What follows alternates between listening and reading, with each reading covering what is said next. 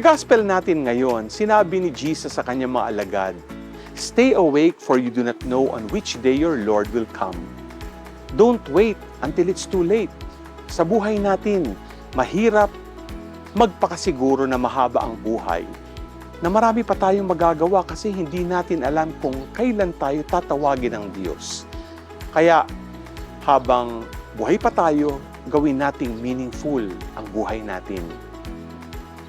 Gawin na yung mga bagay na mabuti para sa pamilya at kapwa para kapag dumating ang panahon na tayo naman ang tawagin ni Lord, wala tayong regrets. G ka ba?